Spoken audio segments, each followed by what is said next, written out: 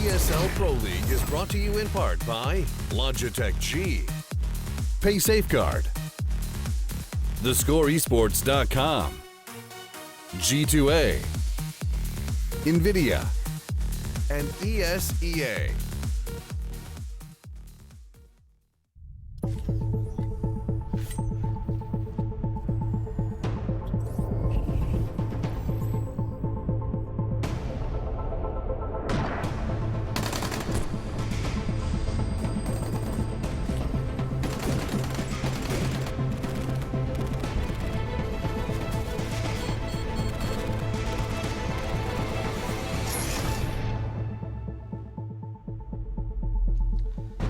Hello and welcome, ladies and gentlemen. Welcome back to the ESL Pro League.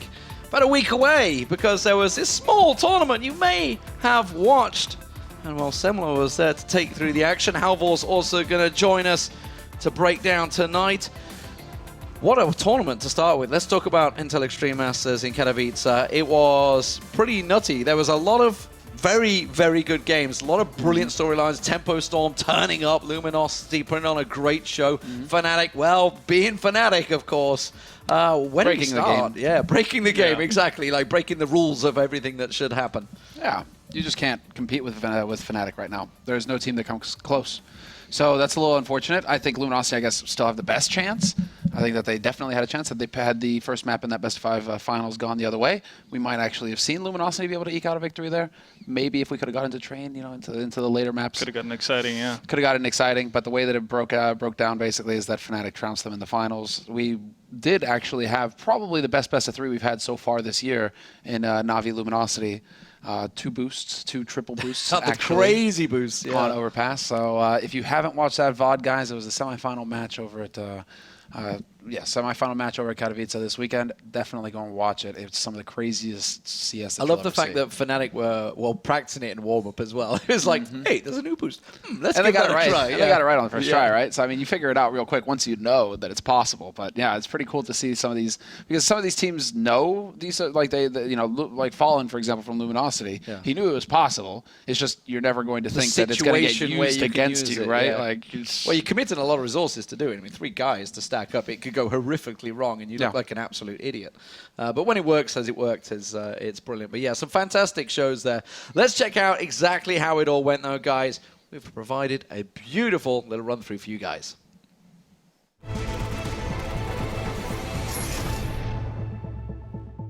Welcome to the Intel Extreme Masters World Championship! Ladies and gentlemen, are you ready? Coming down to Chris playing a game of peekaboo where he risks everything. He's just trying to stay alive, and the knife comes in from C's. Big grenade there could do a ton of damage as LG make their way onto the bomb site now.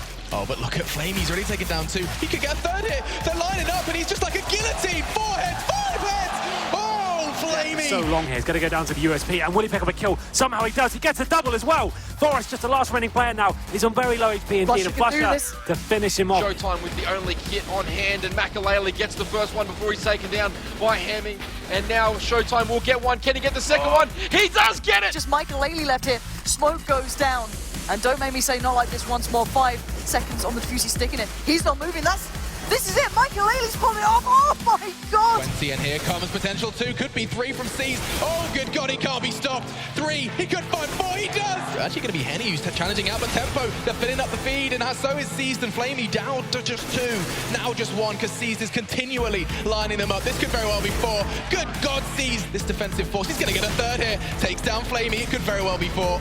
As Henny, we've been singing his praises the entire event. Could this really be 4? It will. Goodbye, Seized, and hello, 3rd round. Okay, tags up. 1. He's going to get... Oh! I'm starting to believe as well, Henry, because he's gone and taken Flamey. Oh, Fallen! Stop blowing my mind! It just guarantees he gets the info for his teammates to play off of. And now Cribs with the Bison. He's got a billion bullets. He's going to get a couple of kills. Olafmeister, quad spray. Ice still blind, down at red HP. Smoke goes down on the bomb, and actually JW just plays it perfectly and through the smoke. The timing just as he goes to plant the bomb. Oh, he's going to go for the no-scope because he can't commit too much. There he goes, he gets the first one. Now he has to plant this bomb here. Actually pulls the fake. The mind games and he wins it! Of course he does! He has to be quick as well. Dennis is going to get one on Cold Zero, and it's back in a 3-on-3. Third taking the fight. Knife! Oh my God! Now down to 7 seconds, 6 seconds. FNX in the pit. He's going to get the one kill in that bomb. It can't be planted inside. FNX has to stay up. And Flush is now in this corner, but they're not checking in. And Flusher waits. He gets the one. He goes for the spray. Takes 2 in return, and Fur very low still. Flusher going to go for the triple. Congratulations, ladies and gentlemen, your season into Extreme Masters World Champion Fnatic!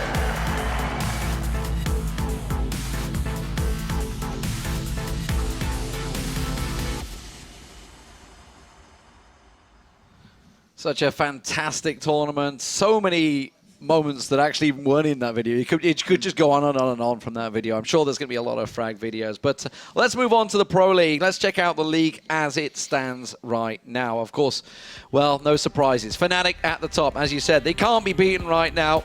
They did have one little loss in there. That was Envy, wasn't it? Envy. Ironically, we'll get to that one later on. But that's a whole different kettle of fish. NIP in action tonight. Could they get those 2 games? Could they pull even with Fnatic? Who knows? They're going to be in action, of course. mousesports, Astralis as well. Also in there, as well as FaZe Clan. Yes, Semler is going to see if he can phase up tonight. Oh, yeah. Don't doubt it. You're ready. Don't doubt it. AZ called me out earlier. I saw that. I was like, I got your back, bro. Pull out the gang signs. You got this. So let's talk about, obviously, the matches tonight. First up, of course, I'm going to pull my notes over because we had a little discussion about this upstairs. Astralis mousesports is going to be the first, obviously, game of the day. And we can't talk about mousesports without talking about Nico, because while Mouse didn't get out the group, Nico absolutely showed up. Yeah, no, he pretty much trounced every category that you can pull a statistic from. If it could be recorded in any sort of way, he would probably top it if it was in a positive way, right? He had an absolutely amazing event, and he's been playing like that consistently for 2 months or so, and is a massive part of what mousesports are doing and the kind of results they're getting, or almost getting, I should say. The scary part, and I guess the downside of mousesports right now, is that what do they do if Nico can't continue to play like that? Because we've seen a similar story with Kenny S and Titan, where pretty much all of the pressure is on one guy to perform each and every game. So what do you do when he stops working? Or what do you do when one of the big boys comes in and says, we're taking Nico? Well, I think that's more realistic. More realistic than to expect mousesports to come out of nowhere and just start winning everything, right? Excuse me. It just seems like right now mousesports, unfortunately, there's skill, there's talent on that team. Dennis, Speedy, like we've seen some guys, step up. Next as well, right? We've seen some guys step up here and there, but they never really seem to come together when it matters most for the team, when it's going to be that make or break moment that they move deeper into a tournament. Unfortunately, the only guy who ever shows up in that sort of situation is Nico. And not only that, we have to emphasize the fact that Nico, he is the in-game leader, and he basically feels like he has to get everything done on that team, because when he gets into the pressure situations, his teammates lock up, and then he's like, okay, then I guess I'll go entry. Then I guess I'll clutch these rounds because I have I'll to. Pick right? up the AWP, I'll just do whatever. Do everything, right? It is pretty much like how it was for Kenny with Titan back in the day, when he's just like, okay, I'll drop a 50 bomb. I hope that you guys will be able to at least help me out a little bit. Please get 10. And then we still lose, right? Yeah.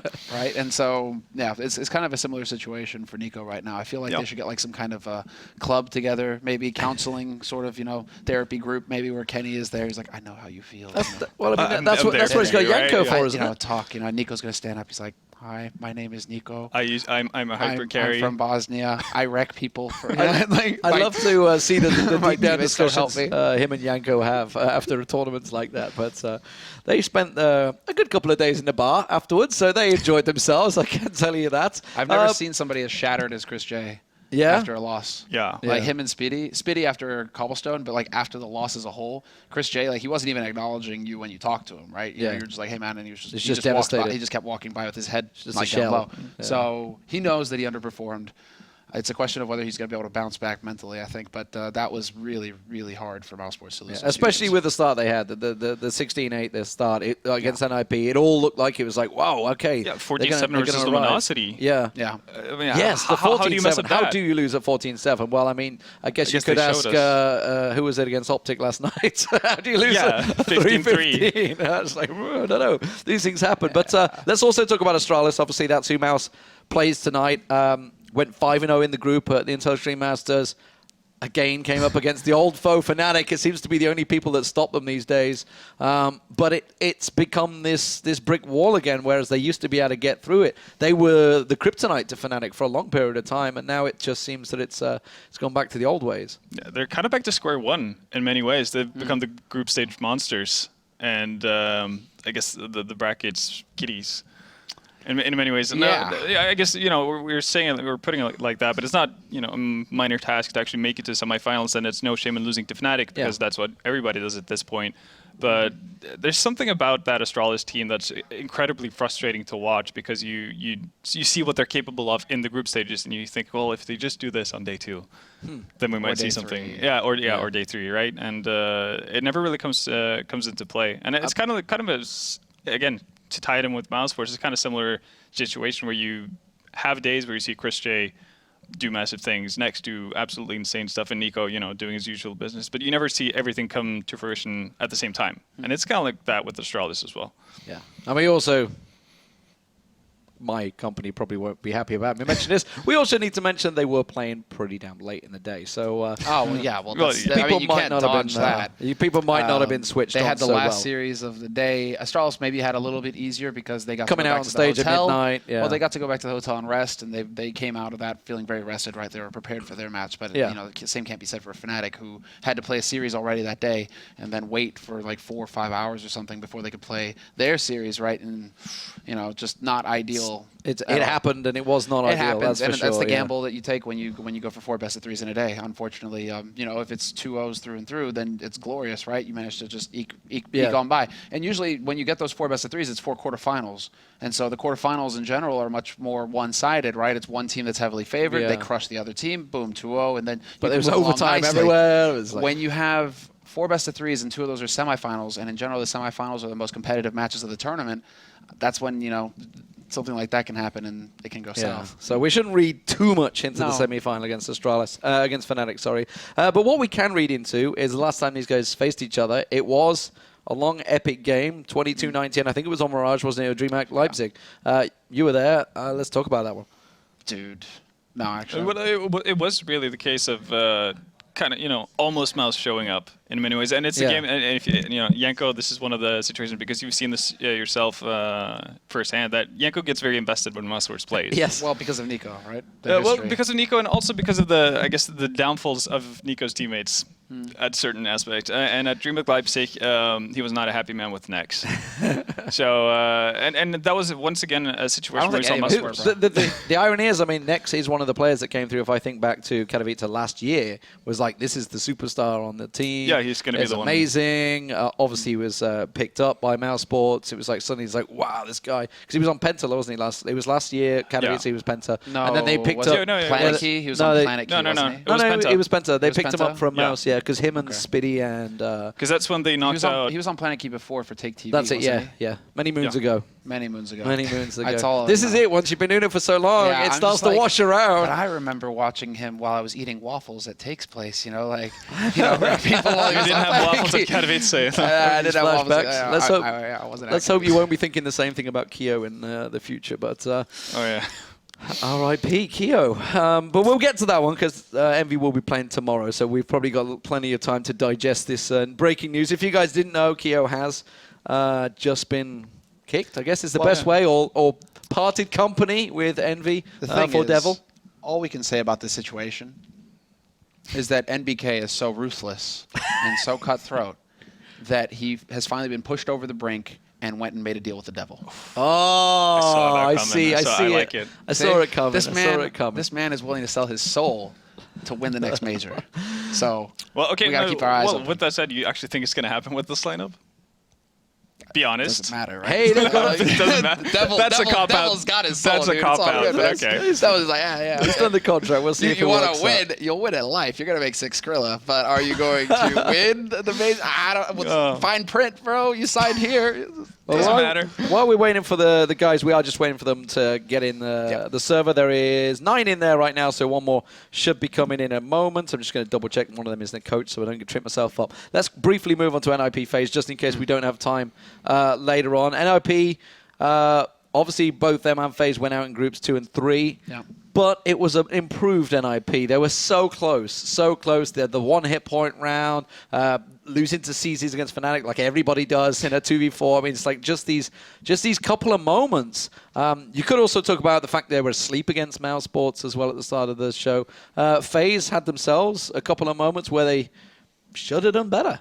Yeah, no, definitely. And I guess in the case of NIP, sure, you don't make it through groups, but I think they themselves can feel it's pretty happy about how they played. Yeah. Well, not first event with NIP, yeah. Yeah, but it's first event with Threat, which is I think something we're going to see the results of going further. Which the team were very happy about. I mean, that's the bonus. I was in the hotel with you guys weren't. It was a very weird situation. But anyway, I did get to talk to them, and they were delighted having Threat there. They said it was great. Obviously they got the PCs behind them. The fact that he's in the comms, he's like, "Shut up, guys!" When they're just like on tilt a little bit, it's like get angry at a situation. It's like, "Shut up, focus. Next round, we're going to do this, this, this," and he just like immediately snaps them back into track. So I think it's something. Considering he only had 10 days before IEM, I think, because he was in Japan. I remember, 2 weeks that max. He was involved in the boot camp that they were trying to run, because I know that they weren't boot camping before without him there. They did like a 3 or 4 day boot camp right up to the event. Exactly, because they were boot camping before, but like Threat wasn't there. Yeah. And then it was just like, well, okay. And then it's not much point doing it without Threat showed up later. He's like, actually, guys, the shit that you've been working on for the past 2 weeks, all out the window. All out the window.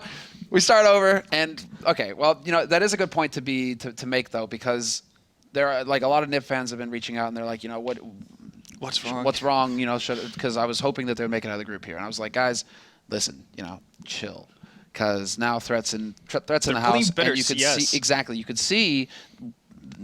Threat and his hands involved in the pie making here. It's going to be a glorious, crusty, amazing pie. It's going to be the puppet But right now, it still needs to be put in the oven. Right? It's just this doughy mess right now. It still needs to be put in the oven. And we'll give it 3 weeks to rise, and then maybe we'll actually get something to to munch on when the major comes around. But as far as Threat is concerned, right now, you can see the structure. You can see how he's kind of bringing in what he used to do with Acer. They have more set strats. They have more of an idea of what they want to accomplish in a round, rather than just say, okay, Freiburg, go find us a kill. Yeah. And then Freiburg's dead. Well, what do we do now? Next man up. Right, yeah, exactly. What do we do next? All right, Forrest, go. Crap, Ford's dead. So no, yeah, Nip was a lot of fun to watch. Yeah. Let's never speak of FaZe versus Pro again. That never happened. I literally almost threw myself on the top of the building after that game. What is this Virtus Pro unreal. Speak of? That was unreal. Probably the biggest throw we've seen in a long, long time from FaZe, unfortunately. Like, they had him dead to rights. Okay, I like that you preface it with by FaZe. Right, by FaZe.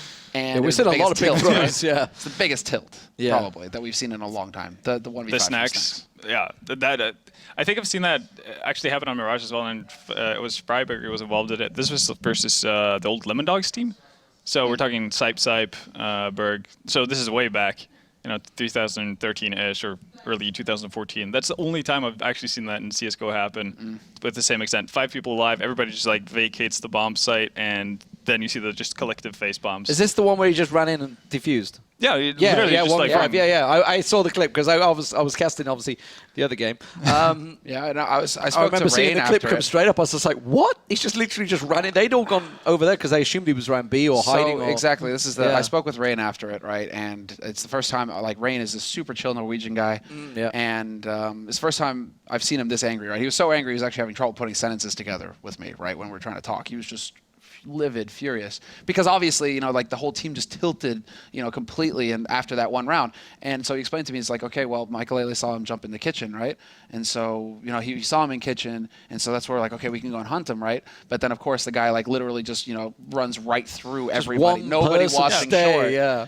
Either nobody watching short, or nobody watching the bomb, right? But he literally finds the one way to get through all 5 of them and onto that site. And at that point, like, the whole game was over. Like, as far as FaZe were concerned, like, there was a couple of weird ninja moments as well, but it's a really, really frustrating game, because you could see when FaZe were starting to get back into it, and then it was like Virtus Pro would slap in the face. They lost 2 anti-ecos. Yeah. It's just like stuff that should never ever happen. Virtus Pro should not have been in that quarterfinal. It should have been, and had it been FaZe versus Fnatic, we would have had a crazy game. We would have had a crazy game. We'll see how the crowd have been. Who knows? But anyway, guys, we are ready to get into the game. It will be Astralis up against mousesports. We'll see how it goes. It's going to be Pansy and Moses. Thank you so much. And yeah, we have a good game coming up here, I hope. Maybe just another Nico show, who knows? It's always a possibility. But Moses, your thoughts on this one? I'm just well, both these teams just obviously in Katowice, as they talked about, but just like the recovery of both of them, because they both had shattering losses, like mousesports, like heartbreak central. Astralis again, another semifinal situation where they just tank out of it. So we'll be interested to see what kind of form they're going to be in. Just you know, the first matches back from that. Maybe the tilt shall carry on. Who knows? I think Astralis have kind of just like grown accustomed to it by now. You know what I mean? But that's exactly what you don't want to do, right? So just We're going, used all to right, this we know feeling. this is going to happen. Well, that's also the kind of the crazy thing. The hard part about it is with Astralis, with them being so good and having a lot of success, but always kind of crashing out in semis. It's usually like a very small, subtle change that can bring you, and it's sometimes so hard to find that when you're at this level of game where they get top 4 essentially everywhere they go. You know, it's like you don't want to change too much and kind of ruin that kind of success. It's going to be a big point here, and obviously for mousesports, maybe a little bit more kind of internal changes may need to be faced here if only one man can show up to the extent they did. Now, it's surprising, isn't it? 'Cause as said on the desk, Nex was going to be tipped to be one of the big heavy hitters, but nothing came of that after a while. Chris J has always been one of these up and down performers, but still, back into this matchup, a lot to be seen here. Solid head-to-head, these two faced in Leipzig on this match, and it went a hell of a long way. All the overtimes came through, and we're going to see that Nico Deagle out to play, and hell, he might just have it all targeted flavor already. As last time these two came through, Mouse were on the T side to start with, and they went for that 1-minute hit towards B, but already Zipnix and Karrigan will be the two waiting to face that. Yeah, Device actually grabbed some info going up mid, but he was very passive, very cautious in how he peeked that. He might have been able to have a free kill if he'd committed a little bit more to it. Either way, he commits to the window, and Nico puts him down. That's a huge find, and now Zipnix, I mean, he's going to push up, and this is right into a stack. He's going to try and find some of his own info. What a recovery. Now he's getting pushed upon by Dennis, but he's not able to grab that one. This might slightly hamper mousesports' plans here. Already so much info gathered, but still, Astralis have lost out on players, so let's see if mousesports still commit to this B hit. Yeah, well, look how spread out the defense is now that it's a 4-on-3. Those 2 kills basically isolate every single remaining player of Astralis. It's going to be Karrigan, the man on the site, and Dupree's already going on the lurk. The problem being Nico's pretty far behind, so they will probably wait for him on this instance. So it's going to be a bit of a late hit in the day. Dupree could be in real trouble here. They do know what's coming now. KGB can retract back, but now it's just Karrigan here.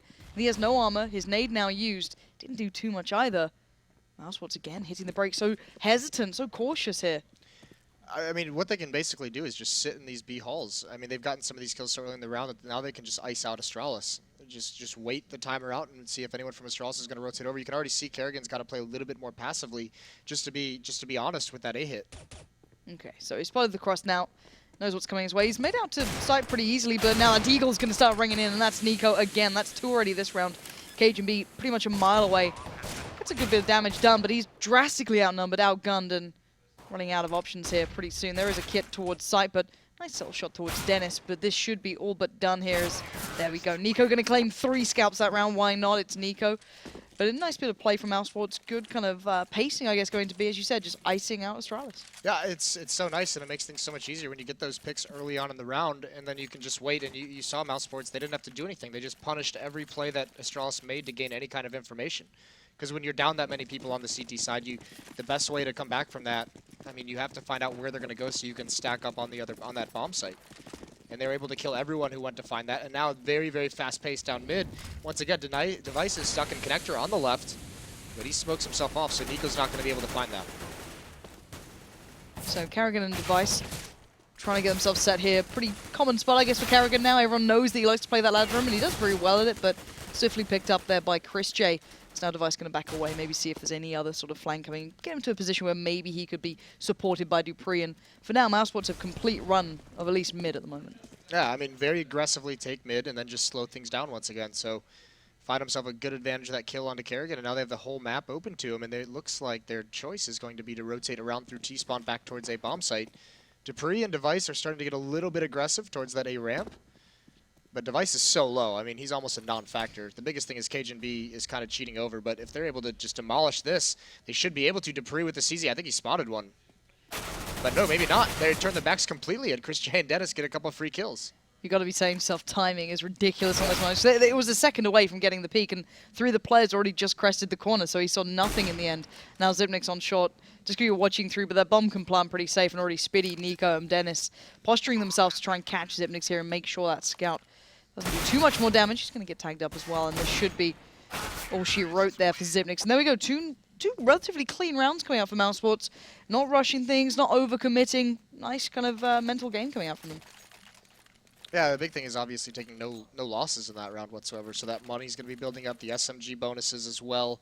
You can see mousesports also, they're investing into a lot of nades, a lot of utility in case they come into a situation where they want to hit a bomb site later on. They have all their Molotovs to clear out positions, they can be safe with it, and this time aggressively towards the A-bomb site. It's just going to be Nico kind of simulating that mid-take from the last round.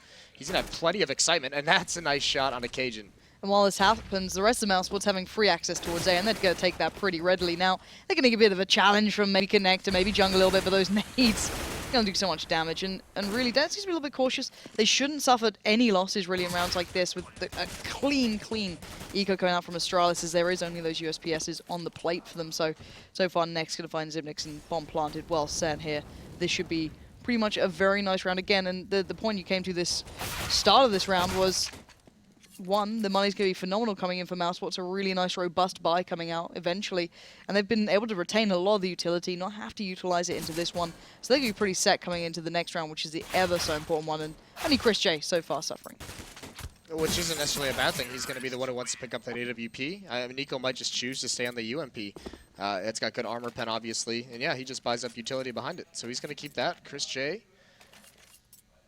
This is the interesting part. Okay, so he does pick up the op because there's been a lot talked about Chris J having a little bit of a tough time recently. So one of the kind of biggest slumps we've seen him in, and we thought maybe like in the past he's gone away from the AWP in this situation, which is kind of crazy to think about. So I was curious to see if he was going to stick with it. And now mousesports once again going mid control and grabbing it essentially for free. Device though peering over the smoke. There's a little bit of a crack. He's got no armor, so those nades are going to do massive damage. This thing, you've got to be a little bit careful here, or at least kind of consider who they're coming up against. It's going to be pretty much Karrigan and Device being the focus on towards mid, and we know mousesports love that real play there, getting the control early on. So they do have a good step out, and Device can't hold every single angle from this spot, so going to back out a little bit here. You can see the focus of utility going towards Karrigan. It allows a step out from Dennis, but that's met by the AWP of Device, and already mousesports losing a touch. Yeah, and a window smoke is missed, so Device might be able to even get more. He's going to peek out, he'll at least have information, takes a shot, can't land it. Falls away, though. He's given his team a huge advantage. No reason to just kind of hand it right back by overcommitting to that kind of a fight. And all of mousesports, all that's left to him is they have one player in Palace who's watching for pushes. He hasn't done anything with it quite yet. That's Nico.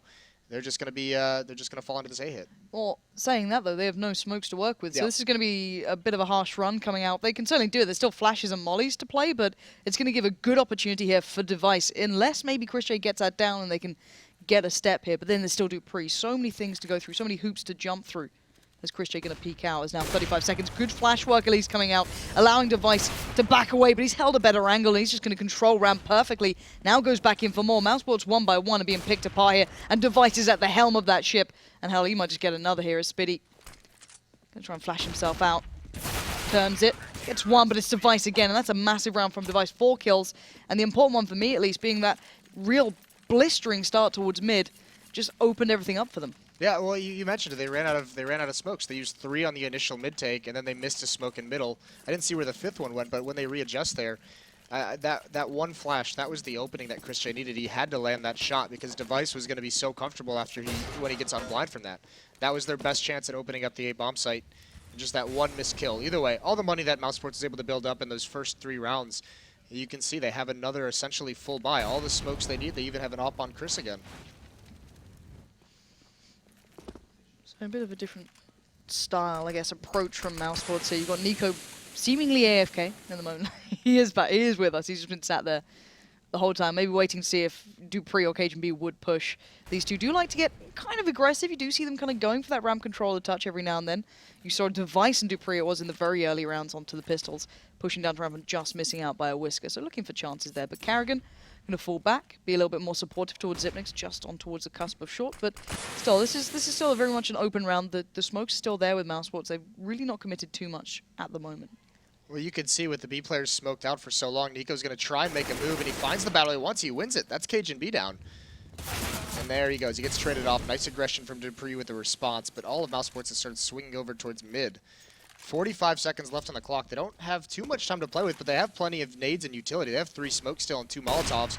But Device, he ends it. What a shot. Jumping Chris J falls. And he's reading this like a book. He was already considering the fact that, hey, maybe they could have snuck up there. Maybe they could have boosted. They could have jumped over from short.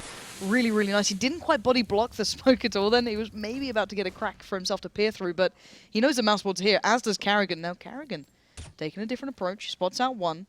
Gonna put a molly down towards connector, but Dennis has got himself close. Carrigan picks up next, and now Device and Dupree need to hold the A side, but Device has a great spot here on the cross. Makes the most of it. Dennis falls now. Spitty surrounded, getting pinned in, getting pressured. Nice little wallbang coming through as well. 6 seconds left. He actually is allowed to get the bomb down, which is quite surprising, but this should not be around for him. Players left, right, and center, and there's Device again. 3 kills. Every time these guys have had weapons, Device is just outdoing them. We know that mousesports have an affinity for playing mid, but I didn't expect Device to be literally just hammering them back every time. Yeah, he's playing really, really well. All 7 of his kills coming in these first 2 gun rounds. Now with that plant, mousesports does have money to buy into this if they want, at least 2 to 3 AKs, but looks like Nex is going to be the only one to really invest that much. He's bought down to 300. Everyone else just has pistols, so maybe giving Nex a little bit of space to work with, see if he can find them any kind of advantage in this round. And it does look like it's going to attempt it to be some kind of split on the A bomb site with fast mid-take, but the bomb is still over at A ramp. And Zipnix is going to be the one to pull up short here. Carrigan's got himself the AWP, so Zipnix is the one supporting Device, but he doesn't need it. Look at this guy tearing them apart at the moment. This is unbelievable play coming out from this young man.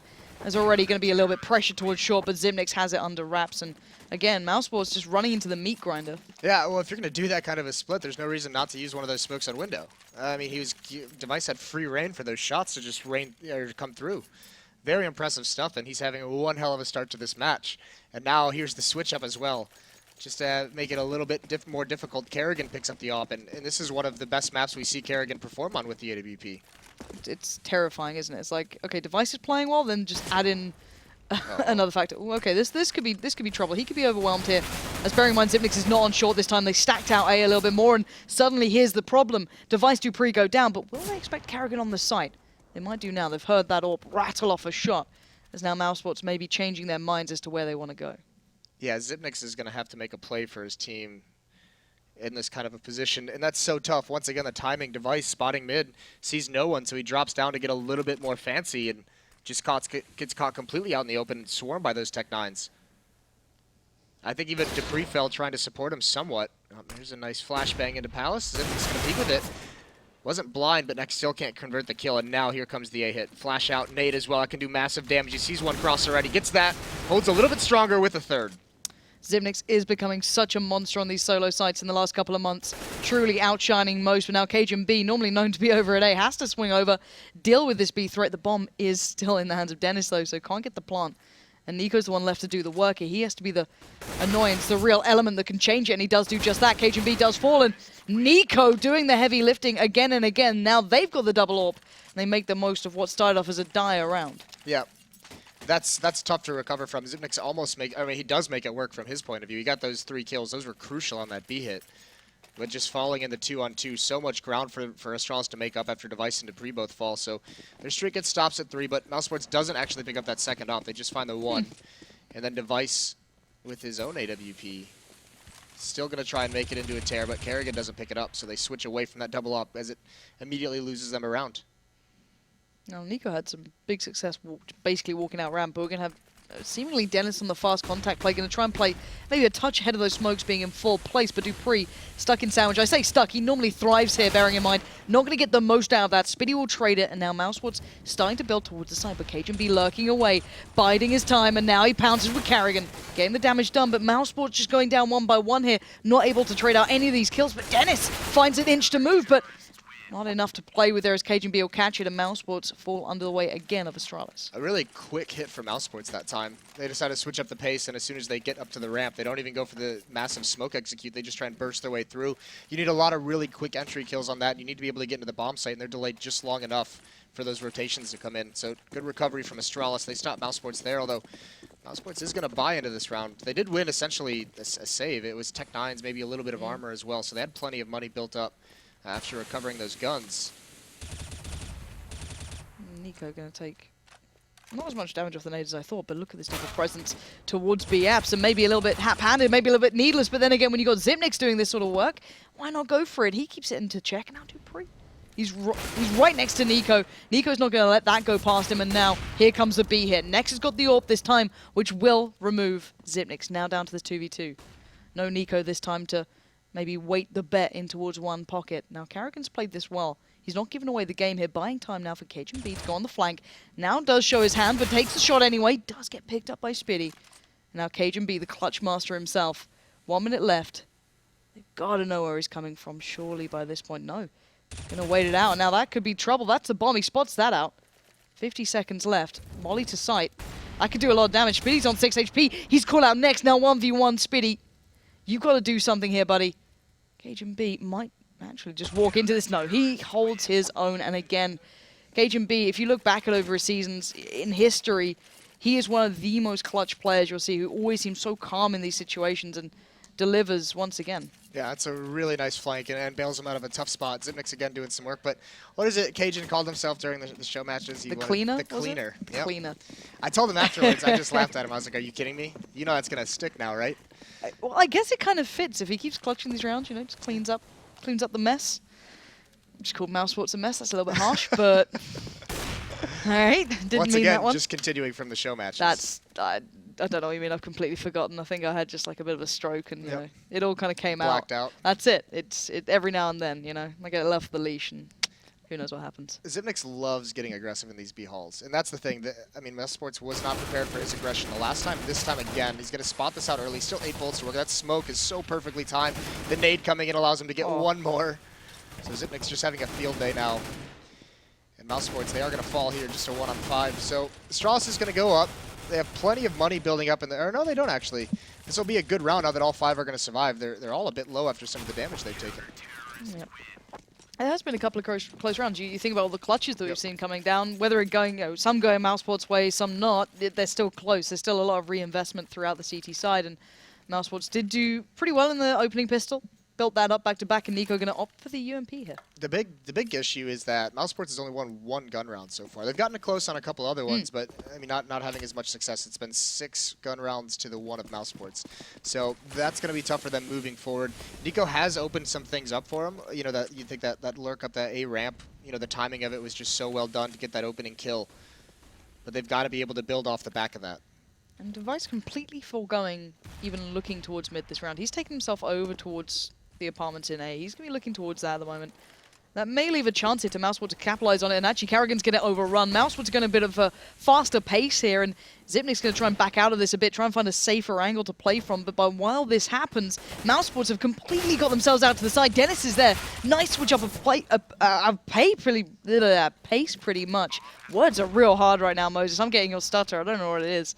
Now Dupree and Device has to play retake. Way to shift the attention right over to me. Nicely done. No one's going to remember, buddy. Just keep going. It's Dupree and Device. And here's Device. He's going to be lurking around the bomb site. Finds the first kill. There's one over at Van, and he finds him out in the open, but he can't land that shot. Now looking towards Catwalk. Oh, he does find that angle through the corner of the box, and they make it work. Device under a lot of pressure, but still spots it out perfectly. Nicely done. A good retake. And actually, that was a very nice round for mousesports. That's crushing that falls away from them, because that take was so good. They were patient coming into the bomb site, making sure they had 2 players taking the point of contact out towards that fight at bench. But still, they just can't handle it. Device is having a really, really nice game so far. And that was one of the, not the only rounds, but one of the first rounds you've seen him not being in the right place at the right time. There's no way he can know where these guys are going, of course. It's either just good intuition, kind of good maybe kind of pre-thinking to a matchup. But this time he's just like, okay, well, I'm going to maybe look towards A. Nico has been a pest there, to be completely fair. This time, though, he's back in mid. Last time, it was Karrigan who got overrun by 2 or 3 players. And again, it looks like mousesports trying to do something similar, but that smoke not going to particularly help them out. And Karrigan truly switched on to what may be the plan now coming out from mousesports. Doesn't get the perfect adjustments towards the second. And Spitty's going to punish. Finally, a big advantage there towards getting that mid control. Now, Zipnix, again, the final boss of B. Last time didn't do as much damage as maybe I'd expected. Yeah, but they've got to be very careful. It's Cajun and Window, the cleaner, who's going to be under some trouble. And there he is. He falls, cleans up absolutely nothing. And now Dupree and T-Spawn, I mean, he's the big game changer right now. Rotating around, this can catch mousesports off guard. They're going to plant into this A bomb site. He's not there in time to stop the plant, but he might be able to get a kill or 2 and surprise him and open things up for Zipnix to do some work. And even being able to spot where players aren't. He can maybe create a picture here, and he's looking. Okay.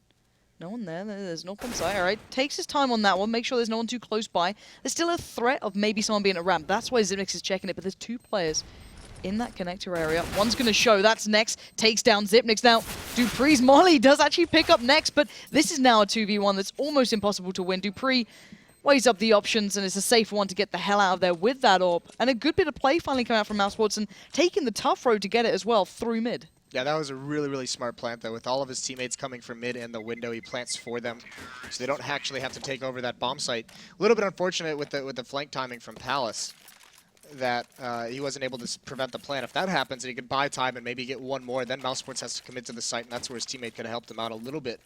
But now mousesports finally get a second gun run on the board, and they've had a lot of success. They've gotten so close, and finally getting one, that's actually huge for them. They've got Astralis into a position where if they break the economy here, they could just win out the rest of the half. All right, mousesports. Now you finally got the upper hand. Now you've got something going into your favor. How do you work with this?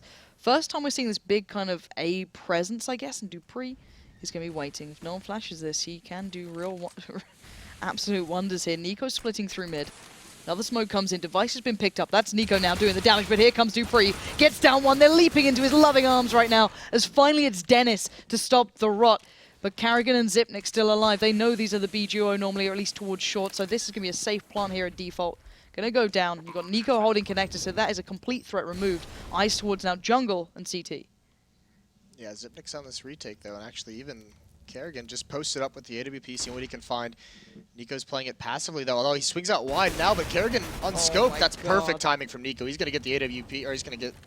yeah, an AWP, and now Zipnix has absolutely nothing to do. He's just got to fall away, knowing he might be getting encroached from behind, and this is a disaster now for Astralis. The money is going to be gone after this. At least keeps Nico away from maybe taking more into the further rounds, but again, suffering a big loss there, as you said. Astralis just getting outrun, and I don't think anyone expected, if you were going to put a bet on it, a Mac 10 with Nico against maybe an awkward device. Where you're going to put your money on that one? Of course, Nico, right? That's how it works these days. And then he gets a second down just to make it even worse. But integral kills, and again, you saw the pressure that came from Dupree. It was almost deadly, but at least the presence from Palace came through, and it all kind of worked out in the end for mousesports. So this is actually a very respectable scoreline after what seemed to be a bit of a shaky start into those gun rounds. They've really stabilized at 7-6. Yeah, they've put up great numbers with the help of that pistol round, certainly. And now, I mean, this is the thing for Astralis, is everything's going to be on device. He's got the AWP, it's the only rifle they have, it's all pistols behind that. He's got to find them some kind of an opening if they want to win this round. And it is going to be what looks to be a heavy B play. Nico, once again, lurking in mid, and we've kind of seen this is the style of calling he likes. He's been doing a lot of these 1-4s, whether it's him in Palace, him in mid, him against ramp. And look at Chris J getting highly aggressive, although he does fall to Carrigan. He can't find that kill. Carrigan picks up an AK, but can't convert anything. Now Zipnik's turn with the P250, and he's just trying to buy time, wait for them to swing into the crosshair, but just stay alive. Rotations are on the way, but the AWP is down. Nico finds device, and that's the most crucial kill that mousesports could have gotten. Dupree trying to get something done as he heard that plant go down, but smart play from Dennis just to go, I've seen this happen before too many times. I've seen this movie. I'm done here. I'm done with this film. And he will at least get everything sorted. It's a 7-7 now. mousesports really finding a good start of swinging performance here, and it's been Device being not necessarily outdone, but not having those big impact rounds that he started to have as well. Not able to completely lock down mid on his own. Needs a little help from his friends. And now 7-7. mousesports on a very strong buy here. Once again, Device in that mid connector, though, and like you said, no AWP. I mean, this is going to be even tougher. He had trouble. He started the half off so well with that up controlling mid. Had some trouble with it later on. Now it's going to be even more of an issue. Him and Kerrigan have a slight crossfire setup, but mousesports with 4 members in mid, they should be able to bust the stack open. Nico has the AWP. So does Chris J. And they have plenty of time to work with now. They've gained control, and they do have a lot of utility behind this. How much can Nico do? Like, he's like a sick rifler, sick dealer, and now he's saying, hey, let's see what I can do on this AWP right now. Pretty good. Pretty damn good. Device goes down, and again, mousesports gaining that mid control and working well off the back of that once they manage to take down Device, but still, Dupree's going to find a little bit of aggression towards ramp. I like that, not just kind of sitting back and taking what mousesports are bringing, but it does remove some support that maybe Cajun B could have done with, as he's the only player towards CT now.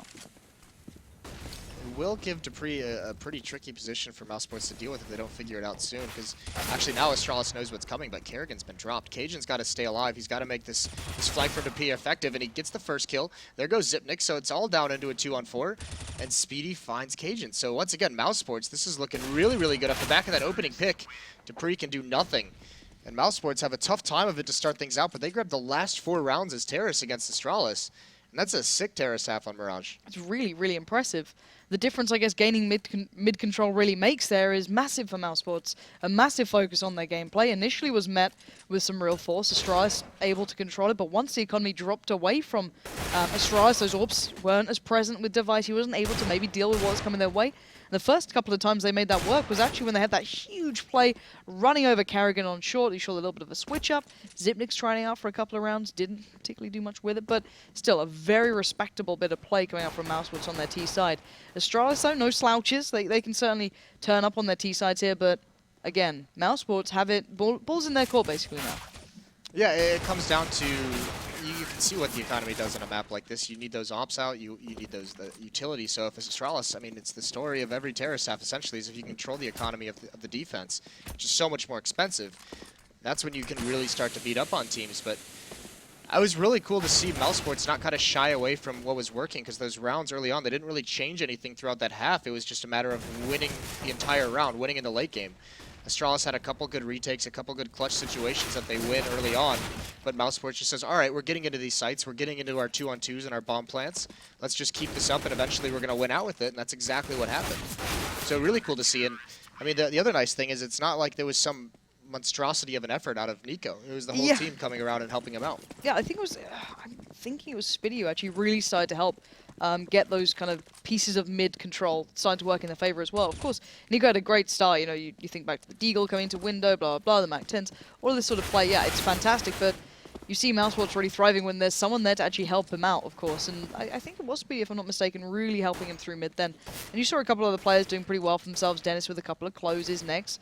Not having the quietest of games for once. It's good to see everyone starting to form up a little bit here. But again, this can all change. T-side maybe a little bit more comfortable with mousesports to roll into. They've always been quite a nice T-sided team, at least in my eyes, when they get that going. Especially for me, it's when Chris J has those big games. It's been a while since I've seen that. It has been a while. Yeah, it's throwing back a while now, It's been Moses. a little bit. I miss him. He'll be back. You reckon? You have faith? Yes, he'll be back. All right. This more than anything to me with Chris J just strikes you of a confidence issue where he had, you know, a streak of bad games and all of a sudden he just doesn't know like what happened, where it went, and he'll find it eventually. So it's just, I mean, for him it's just a matter of making sure it happens before the major. You know?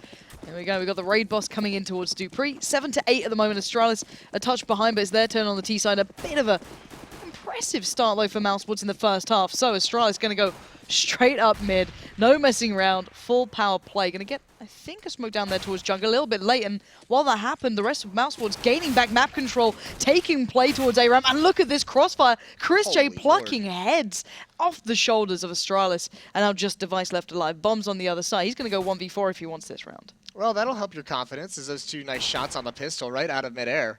Definitely. That was sick stuff. And now Device is just all alone at the B site with nothing to do. 1 minute and 15 left, but what a nice pistol round from mousesports. Get aggressive down A ramp. I believe Kerrigan threw that smoke for jungle from the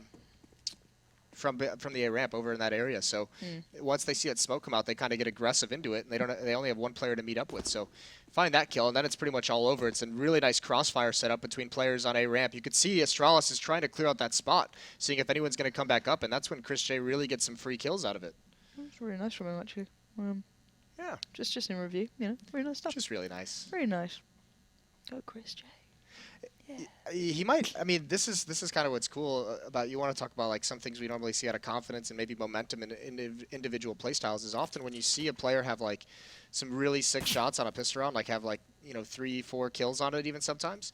Like they normally go on to have at least really good halves. It's like all of a sudden they just feel really comfortable just based off that one round. And Chris J with those 2 nice shots, 3 kills in the round. Maybe that's gonna bring him back for you, Lauren. We pray. I pray. Resurrect him in this half. Implying Chris J has been dead for the last couple of months. Dead now. Nice, Moses. Real nice. I'm waiting to see if we do get to see maybe a scout coming out later on, but no, going straight on the rifle here. Why not? I guess he did have a very big impact into that pistol round, and this should be quite comfy for him. They don't have any armor here on the Astralis side. Actually, 0 utility, no flashes to work with, and look at Nico, so hungry for this. 2 players pushing down. Dennis is with him. But if they get overrun here, this could be a bit of a plant maybe coming through, but it's very unlikely at this point.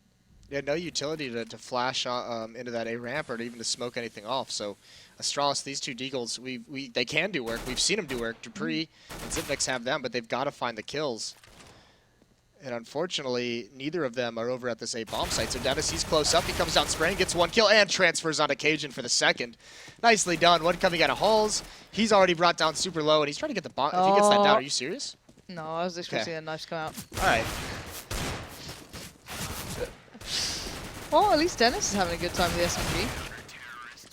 I was gonna be so amazed if he was able to get that bomb plant. Just the ridiculous. yellow into the site with no backup. You're absolutely ridiculous. This was really, really nice. That transfer was sick. Nicely done. And this you saw it in the end of that clip as well. Just Carrigan just leaping out on Palace, just like I'll try my best, guys. Don't worry. If I close my eyes, no one will know what happens. It's okay. What a team player. What a guy. And you called him a Disney villain at some point. Yeah. When he smiles, he's got like a Jafar smile to him. All right, though. Come on to Dupree. God, I can't speak today. It's almost like I've been doing a lot of work recently. 10-7.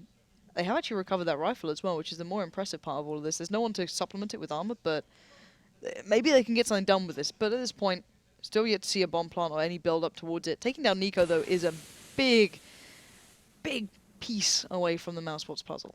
Yeah, it's just what can they find from here. Device does salvage the M4, but he's got no armor behind it. It's still going to have to be Dupree. He's got armor and a Deagle, but only 17 HP. So they're going to have to catch some people off guard, and actually they might be able to do that if the smoke clears and they find the timing on it. Chris J's got to like kind of split his attention between middle and over towards the A site. Same actually with his teammate in A. Dennis is still kind of peering over there a little bit. That smoke's going to help out for, another 15 seconds or so, but Device is going to start making his move. Now he's spotted the head of Chris J. Where's the rotate? No, Nex and Speedy are not having any of this as well. They're sticking to B at the moment. No one's come to support, and Device is able to walk through pretty handily at the moment. Chris J's considering this being an option. He's the one by jungle. It's Dennis who's on the site. And the touch of a crossfire is set, but Device, hearing those steps, might be baited into taking the shot, and he does, and he lands it perfectly. Gets the adjustment towards the second. That's doing damage there. Dennis gets overrun, and the Astralis have the site. They're going to plant, I think that's for CT, but Nex is a little delayed here. Can't get the spot on it. Yeah, lovely flash to buy the time, just at the edge of what became a little bit of a dangerous round. Now 2v2, Device still with the rifle. Carrigan yet to recover anything, though. Yeah, it is still all on Device. He's got to be so happy that Dennis gave him so much space to work with up in that A site. Speedy transfers over to the other M4, and actually one member, Carrigan's been spotted out. He's got to try and get back to A ramp, but he falls. And how Device, he's made his way all the way around towards Palace. This is huge. Can he make this play? Speedy's not ready for it. He falls, and he gets the second one. Device with a massive clutch. That's a nice third round. Off 1 kill, they get the M4, and Device gets 3 kills with it to bring them into their 8th round. That's gutsy play. Yeah, really gutsy play as well. Going around the world, all the way through to Palace, get into those apartments and be like, all right, please don't fall defuse, like straight in my face, because it'll be 2 seconds. Carrigan had to stay alive a couple more, and he did. So he bought the time to allow Device to do some further work with that M4 that fell into his hands. But now Chris J on the AWP, try and take that mid presence here. Does get a little scolded, but stays alive and spots out a foot, but has to back away now. Takes a little more, but trades out more effectively towards Device. Yeah, Device now with only 17 HP. That's a little bit brutal. And mousesports pushed through the smoke on a ramp, and they actually peer down the stairs, so they don't feel any pressure there whatsoever. It is mid control for Astralis. You've got 3 members behind these boxes at top mid. All just kind of hanging out, camped out, waiting for any kind of a peek. No one from mousesports showing anything, though. And I actually quite like that card from Dennis and Nico. As they are the ones only on the pistol, why not try and get a little bit of information if they do go down? If they trade out, whatever happens, it's not the biggest of losses if they find a silver lining. But at the moment, Dennis and Co actually finding out a lot of information because there's no one there. So Chris J readies himself for the Astralis onslaught. And so far, he's already found Dupree, so good beginning into that one. Yeah, that's a nice pickup. And crucially as well, it's on Chris J. Nico and Dennis are stuck on pistols, 5.7s and a P250, so it's got to be these rifles for mousesports that grab them the opening kills, and they've done the damage. It's Chris J with the op, who legged Device, now finds Dupree. And look how much mousesports read this being a bit of a B play. 3 players over here. They've left Dennis and Chris J to be the players by A. I don't know what gave them that idea at that point, but I think it was Zimnick's over there selling it like an absolute champion. So bomb's now planted for short. No one's in that spot.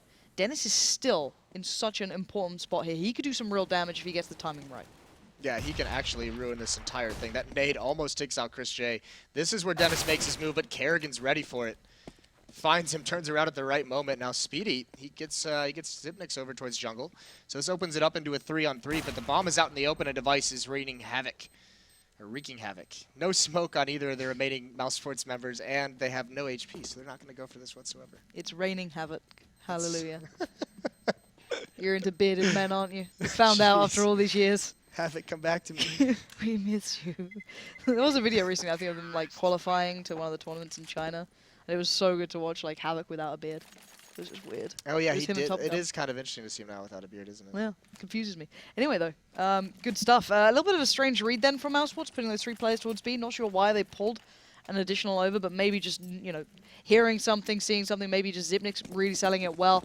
And I guess with that much information from Dennis coming through to the palace, not hearing anything, you know, it can happen. Might have been the other thing. It could have just happened that way. A little bit of a boost though coming out from Chris J. They're going to get himself fast towards those at Ladderum, and the rest of Astralis on a much better buy here, as the rest of mousesports left reeling with very little money. Molotov comes out for Truck. That's going to clear out that position. Now Device has the angle.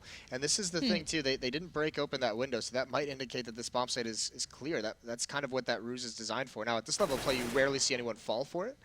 But trying to match the amount of players you have by not breaking that open, because it's normally broken when teams enter this bomb site. But as you can see, Astralis, I mean, they don't care. Nice try. Yeah. Dupree's like, screw that.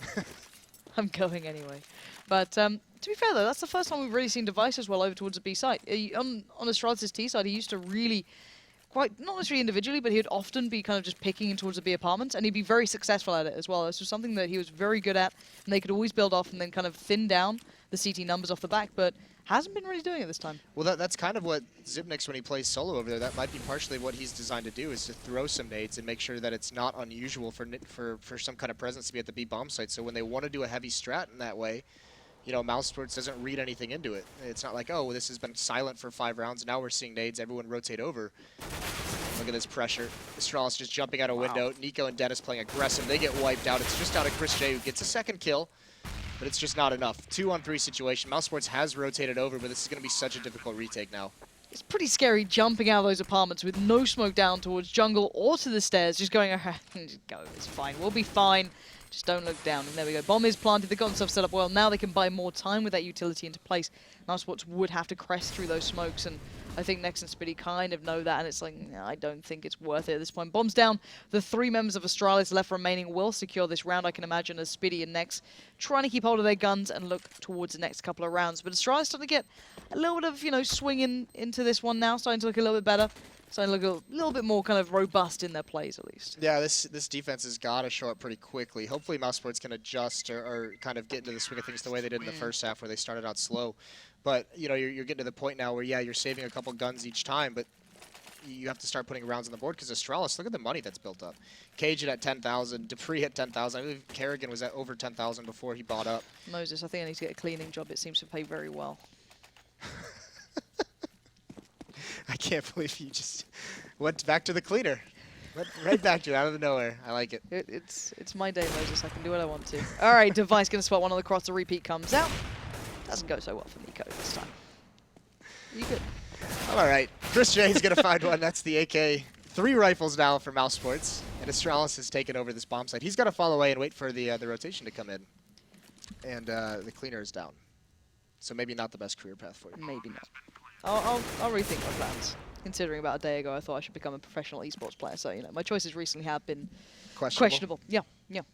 All right, so 3 guns to save this time for mousesports. It seems like they're just like, guys, if we just keep saving weapons, one day it'll finally help us. Don't worry. Not really happened that much so far. Chris J, I guess, being the additional this time to get away with the rifle. Astralis can still hunt these down pretty well, pretty handily. They're getting these steps, and there you go. Kerrigan's going to get the spray. Not exactly perfect, but knows where these guys are, and it's just kind of corralling them together as Dupree will maybe be able to watch these guys cross through. Oh, nice. He finds one. There's a second one there, though. And Next takes him out. So not prepared for that. And yeah, I was going to say, I'm a little bit surprised Astralis wasn't so aggressively hunting these down, but now they kind of kick it into that next gear. They do find 2 of them, and they're like, okay, enough, guys. We have plenty of money built up. We can afford to lose our guns more than you can afford to lose yours. So they chase him down. Dupree with 21 kills. He's really come alive. Device is next up with 18 on the Astralis side, but this has been just a dominant offensive half out of them. And this, the sad fact is, though, that mousesports had a brilliant T-side. If you looked at kind of this matchup initially, you'd think, okay, it's an Astralis victory overall, but really big impact on that T-side has now been kind of outdone by Astralis just coming back in like, I don't care, pretty much. And they've seen much more fluid with it, much more fluent in how they're doing this. But let's see if maybe mousesports, as you said earlier, can adjust, can adapt. Now they have this, maybe not the perfect buy, but enough of a buy to be able to compete into this round. This is a little bit of a change as well. Astralis playing this very, very spread out at the moment. These last few gun rounds out of them have been just very dominant in the fashion. They just stick together and go for the trades. Would you maybe think Astralis are expecting some aggression or like a switch up of pace coming out from mousesports here? They were, could be, seeing as how they've won, 5 rounds in a row. So maybe they're thinking, all right, mousesports, they've got to change something. Maybe they're going to get aggressive up mid. Maybe they're going to get aggressive in a palace or down the ramp. Let's just see what we can find. Any kind of intel would be great, but nothing comes yet. So now the decision from Astralis is where do you go from here? Do you do some kind of execute across the map, or do you group up towards one of the extremities and hit the bomb site? And it looks like Xyp9x is coming through underpass, so they have mid control. Kerrigan at the top. That's huge. Device picking up the bomb. That's all he wanted to be holds for. And he's going to rotate back towards A. So this is going to be some kind of split towards this A bomb site. There's actually a good lean to this side of the map for mousesports. Yeah, there was 4 players completely here. Spitty was a little further towards jungle rather than window, but excuse me, no one's watching that smoke. If they just jump through this, there's going to be trouble ahead. Karrigan's got himself through. Good trades come out, but look at the favorable sign coming out for Astralis until right then. Spitty turns himself around, gets back into the round, and keeps this one just about to hand. But his Device now in a 1v2. He has time to adjust on this. Not sure if he knows that yet, but he will do soon. Spitty and ChrisJ now have to go and take this round back. Oh, Device almost spots him out there. Doesn't land the shot either. Misses it. Speedy stops short. Takes down Device from range. So that is going to be the first first gun round on the CT side for mousesports to get on. And that's huge for them. And you can see that 4th player played such a huge role. Speedy, if they would only had 3 here, like the standard defense, they would have been overrun. Astralis did a great job on that execute, but just the extra man comes out in the end. The trades go the way of mousesports in the end, as Speedy picks up those 2, and Device just couldn't find that shot. That would have been, he would have been able to, I mean, he isolated the one-on-one that he wanted towards connector. But now, I mean, this is the tough part for mousesports now. You now have to string a second one together, because if you lose this... the reset right, on the horizon. The resets can be so brutal, so you have to win this mousesports. All right, Device, big plays coming in. Just going to go for that straight peek towards A. No one there, but this is the aggression. Maybe Astralis thought were coming last round, but now here we go. 3 players in mid, perfectly flashed out. Astralis do have a chance to keep themselves well in control here. And while this happens, look at the rest of the Astralis boys. Going to head straight through towards A. Take that aggression and use it against mousesports. But they need to really smoke out jungle or something here, unless they want to leave Device to go and dry. And hell, he's doing it. ChrisJ takes it. And now 3 left. 2 more in mid. And next round by CT. Yeah, it's such a smart play from Astralis. That mid pressure on the CT side, it normally means you're bringing someone over from the A bomb site to help push up mid. So at most, you have 1 defender at that A site, and that's a trade that Astralis will take any day of the week. Now they find the plant. Dupree's even on a massive flank here. It's going to be so difficult for mousesports, and there goes Next.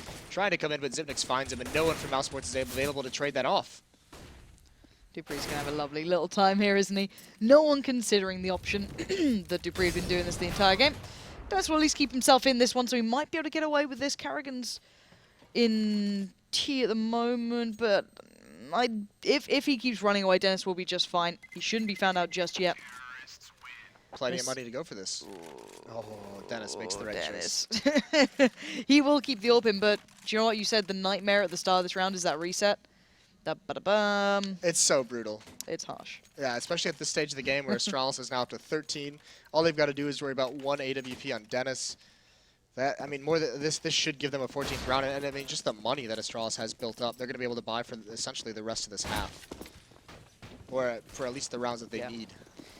And smoke goes down towards close short there, just going to allow them a little bit quicker presence through. And there we go, Dupree going to be heading in. And it's a bit of a barrel play from Astralis, just going to go straight on this, try and overwhelm the sides, not allow that AWP to stop. What? Spitty got a Zeus kill? Where was that? Where? Why not? He was at Dan. I guess you got to find your own silver linings in these scorelines after a reset. I'm just so happy Semler's here, because you can almost hear his soul dying from across the room. It's a shame we didn't see it. You know, if only we had a good observer. You know, come back to us, Steel. Rush just takes so much abuse, doesn't he? We love Rush. Rush is our observer at the moment, so guys do give some credit if he does do well. If not, abuse him thoroughly. And you might see his Twitter coming up. Matt's on the ball today. He's giving it now. But do give some support if you think he's doing a good job, and give us feedback, of course, on that one. As now Dennis is in a very safe spot here. No one's actually exiting that way. The rest of Astralis kind of filtering through towards the A side together, just playing out as a pack, which is exactly what you want to do when you want to keep your money as strong as possible with as many guns in the game as they have now. And again, this is good for Astralis. I love the switch up of pace. I like the aggression coming out. It's been paying off so well. The problem is with mousesports, every time they've got around, they've lost it off the back of it, basically. And it's been so, even if it's been back and forth at any point, the money's never been there for them to kind of string that run together. Just look at the amount of bomb plants that have been in these gun rounds for Astralis. They've had no issue getting into the bomb site. They've won, what is that, 7 rounds on the terrace half so far, and 5 of them have been bomb plants. Oh, that round was against Pistol, so it's a little bit, it's obviously nicer. But okay, so here's the thing with that AWP that was saved again, is now Chris J has one. He wouldn't have been able to afford one otherwise. So that is a good find from Dennis to keep that weapon alive for Chris. And now mid-control of Astralis. Nico is inside the connector, the man you want, but he pulls a smoke out to extinguish the flames. Nice crossfire with Speedy, though. They find that kill, and actually Nico's out of bullets. Kerrigan flashes himself in, can't find that kill, does eventually get it, and now he's found himself in a really nice position. And look at the pressure on the B bomb site as well. Device with 1 kill. They've taken over the site, and even a lurker at A. Although, as I say that, the cleaner falls. The cleaner being swept aside as Device now holding the push through in towards Kitchen. Oh, no. Oh, jeez. What? Device. He just got executed, Chris. All right, Device going back in. This guy's playing sexy CS right now. He does not care. He's got the confidence. He's not hitting the shot, but it looks good, which is the important thing. We'll ignore the fact he's missed 2. And now he can adjust and hopefully hit this shot. Now, there we go, Device. You made up for it eventually with a little bit of, you know, pizzazz to the shot. Oh, it's so sexy. It's so sexy. He misses another one. It's because he's got Skadoodle on his gun. Oh, jeez. Have mercy. NAC, mercy on North America. Please. I'm not even starting. It's just like you expect wrecking. Just like, don't do it. Just be nice.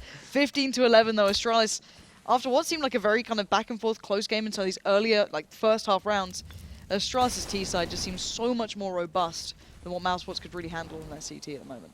I mean, they've just made really, really smart tactical calls based off what they see from mousesports. I mean, that round where they called the mid-aggression a great response, where they just head out to Palace and just kind of get a nice, favorable trade.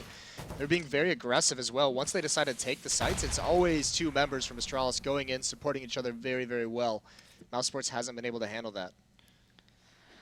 So 15-11, one more, and this will be the first map. There is a second on the way, though. Do bear in mind Dust 2, which is going to be even more interesting. A bit of a home map, you could say, for mousesports throughout their history. So that could be a really nice matchup on the horizon here. Astralis. I do love me some Astralis Dust 2. I'm trying to find silver linings here. It's real hard, but I'm trying. All right, Moses. I'm trying. If Nico can carry, Dust 2 could be an option. We'll see. It's actually been Spitty having a great game. It's right round the back, domes down Cajun B. And the cleaner is having no fun today. As Dupree will trade out eventually. But information gathered, there's no one else there, pretty much. And while this happens, oh no, mousesports, don't read into this. Stay at B, please, for your own sakes. Well, it might be Kerrigan, because he's running an underpass, and Speedy hears this. And that might have actually been on Catwalk, but now Astralis has a free entrance into the B bomb site. It's wide open for him, so really nicely done. Lure away the defense, and now hit the site. Zipnix gets that kill. 3-on-3 situation, and a huge advantage in terms of the arsenal. Zipnix going for more. He's brought down very low, and Device is going to be holding that peak from Chris, but he does fall to Nex. So now it's a little bit scary for Zipnix, who's low in the bomb site. Bear in mind, Dupree was a mile away at the start of this one. He's going to be coming a bit late to this, so he's going to have to play a bit of an awkward spot here. The bomb's not really for him. He can see some of the angles, but not all of them. So takes an aggressive angle and just whiffs the spray completely after falling down, just not getting the reset on it. So the long old defuse is coming in, but mousesports live to fight another day. Yeah, I'm not sure if he wanted to fall there. I think he wanted to just kind of peek that angle and stay on the windowsill. Or maybe it was just the timing where he didn't see him quick enough to stay on the ledge. Either way, falling down makes it a little bit easier for mousesports. 12-15, but they've got a shot here. They do have the AWP still in Chris J's hands. They're going to have the rifles, but they've got to win 3 straight to force overtime. That's possible. It can happen. We'll see. There's still so much money, though, with the T's at the moment. They've got a good amount to fall back to if required into the next couple. So, mousesports need to string them together. And until this point, there's been some good opening beginnings now coming out for mousesports. They're starting to find some of these starts to these rounds, but again, a little bit of not necessarily aggression, but presence, let's say, from Dennis towards Ram, not letting them get any sort of information towards A. Device being very hesitant, very cautious towards playing through Palace as well. But you are seeing a bit of, not necessarily a pincer towards A at the moment, but a lot of presence kind of accumulating itself towards that A site, starting in mid here with Dupree, Zipnix, and Carrigan now backing himself around towards A. They're going to go for this one, and actually, it's down to Dennis and Nico if they want to get that ramp control, but how is this left open? How has he been allowed to get here? And now he's got the drop. There you go. And a quick, easy pickup. Dupree's been let loose. Suddenly, mousesports had a bit of control. They had their hand on this round and then just completely let it slip through their fingertips. And Dupree making the most of it. Bombs on the way in. Now, Dennis is the only one who could really stop this, and it doesn't matter. Flash comes out. Great intuition from Carrigan, not taking anything too lightly there. And here we go. This is just a bloodbath and a very sad way to lose this round. What a slaughter from Dupree. And that's just him walking up feeling no pressure. That's not a strategic call at all from Astralis. No. That's just Dupree being like, all right, let me see what I can find, because I haven't encountered any defense yet, so I'm just going to keep moving forward until I see someone. And he finds some sick kills. Really, really nice awareness from him, and that's just kind of the exclamation point on a really fantastic T-half. Just manipulating mousesports all across the map. You've got to be slightly mad if you lose a round like that, where you're just starting to get back into it, and then just suddenly someone forgets to watch the push-up from mid, possibly, because you think you've maybe got some control there, and then there's Device just smashing you in the face. Yeah, I mean, Device, you know, he had a really good start to that CTF, and then he was just kind of, he quieted down, but he stayed consistent. It was Dupree that I felt really just came alive. Excuse me. So that was awesome stuff, and yeah, just a really, another, I guess you could kind of call it a heartbreak for mousesports. That's 3 in a row now. It is, but the one thing, I guess there is a silver lining. The next map coming up is Dust 2. As you said, Astralis aren't exactly poor on this. Lining. It's not, but I'm going to cling to it. Like, dear life and all my NA jokes, all right, clinging to very, very thin threads of hope. But anyway, guys, enough from us. We'll be hearing from the desk just after this. Just after this, see, what's up? This is this. Yeah, we are here, guys. Right, okay, let's get straight down to business. Great T side from mousesports. Nico leading the charge, and then they got to CT, and it kind of like fell apart. So I know you guys are expecting me to do one, but it's all about this one right here, yo. Oh, the Astralis. Astralis, not even phase up anymore. No. I bet AZ feels straight. And Yeah, like, he betrayed right now. now. You know, I'm working out how to do like the mousesports, the Astralis, you know. So this is what you were doing upstairs. How do we do an N here like that? I don't know. It's pretty easy NB, right? Yeah. I can think of a few signs that Moses has for you right now. The Moses out one. This is the important part of the analysis desk. Yeah, you know? it's the deep down stuff. Yeah, no, I know for a fact that Mr. Vendetta here has a lot of notes about this game. Where do we start? I mean, obviously, great start. The T side was going well for mousesports. And in many ways, it's what we alluded to in the pregame of the fact that Mouse go wherever Nico takes them. So throughout the entire let's go back. Just slowly, just like this is the man that ties every single tie for people at tournaments. I think that's can't work a chair though. Getting a chair right is tricky. No, but yeah, no. I feel I have to go up there. Am I going to be the short one now? We got to be quick now, apparently. So get on with this, man. It's really Mouse goes where Nico takes them, and Nico took them pretty far in the T half.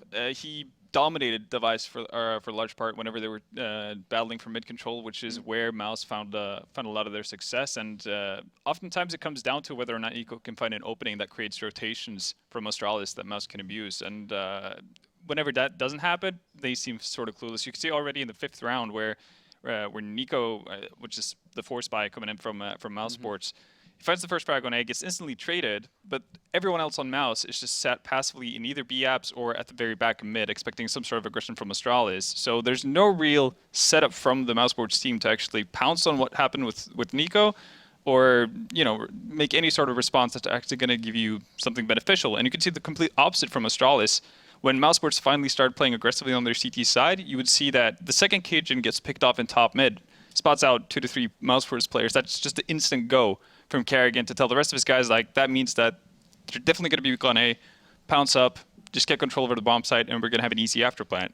So you can definitely tell that there's significant changes between, or significant differences between how the two in-guild leaders on that side, on the both sides, actually work and how they deal with the information. And I want to quickly talk about obviously the fact that Nico did disappear in the CT side. This is something that happened, and it was actually his rifle that got traded across, quickly picked up. Device where it goes and gets 3 kills. They pick up the round with just a single rifle and pistols. Yeah, and kind of in a similar fashion that Device got dominated by Nico in the first half, it kind of turned the tables on it. Nico got picked off quite a bit in mid, eventually ended up with mousesports playing so passively. Normally you'd see a style from mousesports which is more like their pistol, where you have people pushing aggressively for information, early picks, that type of thing. Instead, they got forced into playing a game that they're not really suited to do, which is super passive, basically making gambles. And you can see the 1-4 spy round where I think they got 3 rifles and 2 rifles and an AWP on Chris J. Chris finds an opening kill in mid, legs Device as well, and at that point they've done the damage. You've got an advantage, but they give a complete map control, and they make a judgment call.